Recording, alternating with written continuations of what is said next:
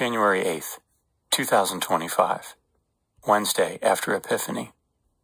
A reading from the first letter of St. John. Beloved, if God so loved us, we also must love one another.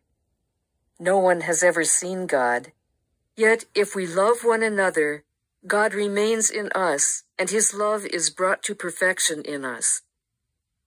This is how we know that we remain in him and he in us, that he has given us of his Spirit. Moreover, we have seen and testify that the Father sent his Son as Savior of the world. Whoever acknowledges that Jesus is the Son of God, God remains in him and he in God. We have come to know and to believe in the love God has for us.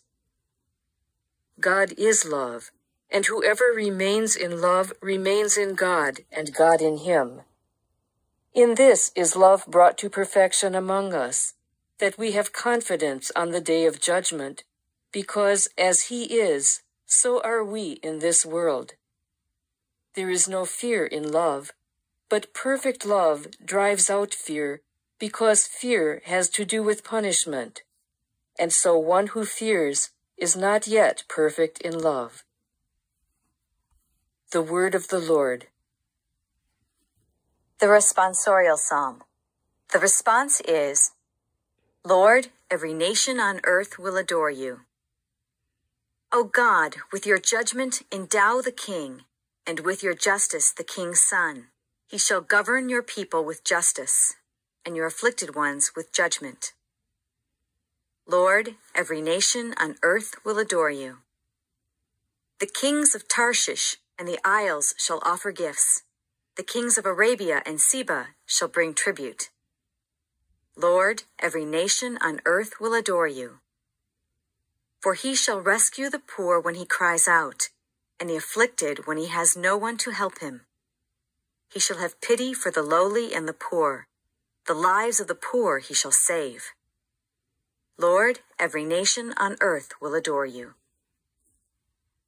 A reading from the Holy Gospel according to Mark.